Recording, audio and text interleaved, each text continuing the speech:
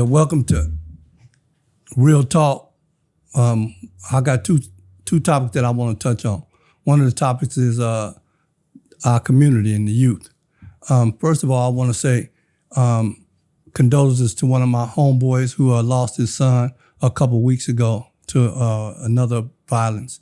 It's just awful sad that we are killing each other at an enormous rate for no apparent reason, because one of the homeboys shot another homeboy and they met at the same street and all that different stuff. When I was coming up, it was we would be able to go anywhere. We was able to go to Sunnydale, Lakeview, Army Street, Valencia Gardens, you name it. We go everywhere because we went to school with each other. So we was all on money. We was all hustling and trying to get some money. Now these guys are off money and they're on violence. For what reason, I don't know. But the thing is that we really need to recalculate our thinking, and especially with the youth. The youth really need to understand that it's a dead-end road where they're going with killing one another.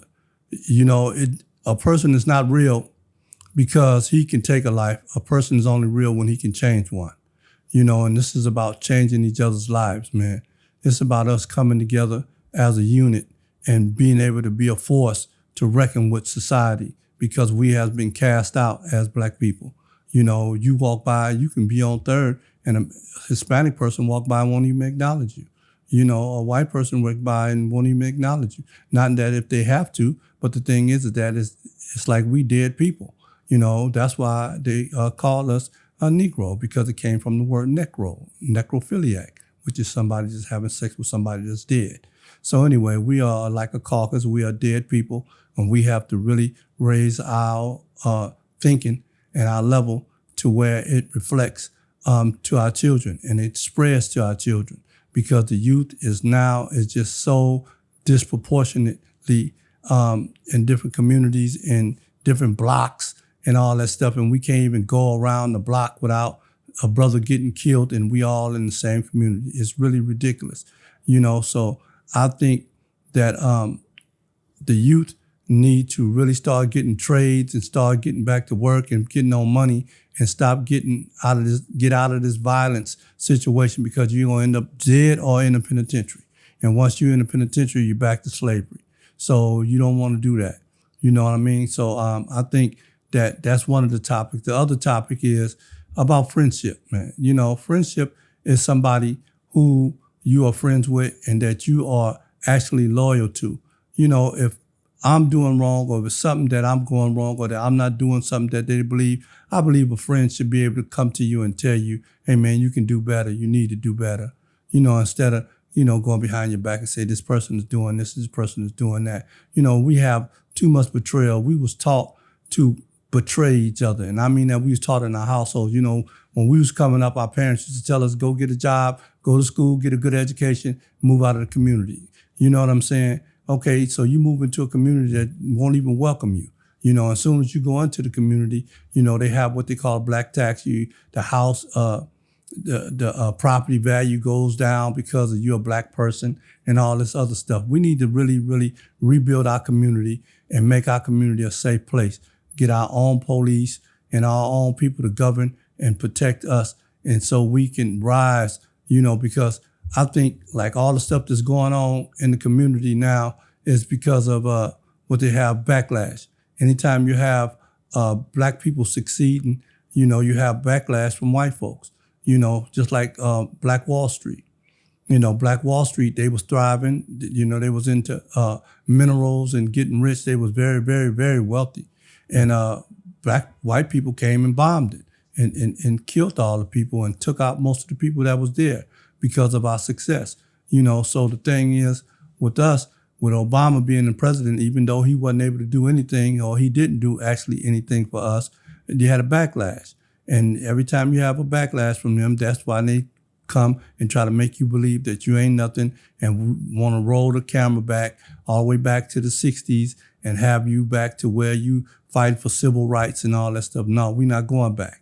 We're going to keep moving forward. But what we need to do, our biggest enemy is ourselves. We need to come together collectively and build our community, and we need to work as a common cause for one main purpose. like the eyes, the nose, and the mouth.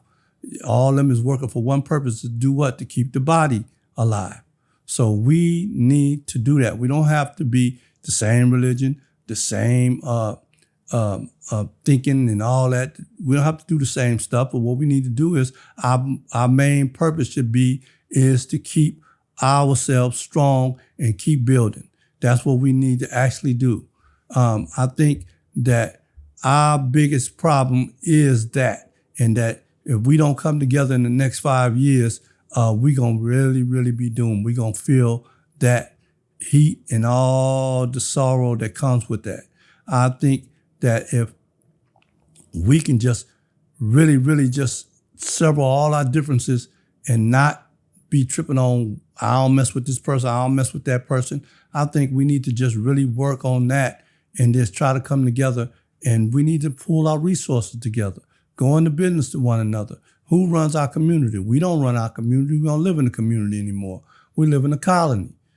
Everybody that has businesses own that. The only thing we have is barbecue joints and barbershops and beauty salons. That's it.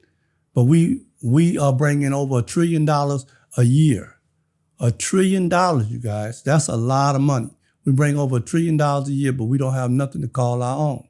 So what we need to do is, because if we don't do that, the money that Koreans getting and all these other nationalities, Indians is getting, they taking this money out of our community and they building their own community.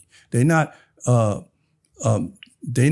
contributing to Pop Warner where your son and your daughter go play. They're not contributing money to that. So we need to stop.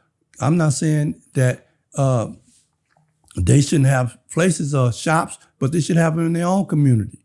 You look at Chinatown. Chinatown has their own community. We don't have no black town because we always used to letting people come into our community and open up businesses and stuff like that. Go down to Chinatown and see if you can open up a business and see if they'll patronize your business. They ain't gonna patronize your business, and they shouldn't, because they're smarter than that. Because they ain't gonna give you money and let you take it out of their community and enrich your own community, which you're not supporting. So we need to stop that. There's a lot of stuff that we need to do, that we need to come on that type of thinking and build our community up and rise, because if we don't, we're going to fall. And our ancestors bled and fought for us to be able to be in this position. I think about the situation with Jesse Jackson. It was, it's a shame that this man fought and did all the things for us to be able to have jobs, like, into corporate America, some of us, and a lot of that. And then even for Obama, he made way because he ran for president in 1988. He opened them type of doors, even though he wasn't elected, and we knew he should have been, but he wasn't elected. But he opened them type of doors. And they didn't even have the decency to fly this man the flag at half staff. But they flew it at the boy Charlie Kirk, and he hated black people. He talked bad about black people, and they had the nerve to compare this man to Martin Luther King. What a shame, man. Really, it's awful.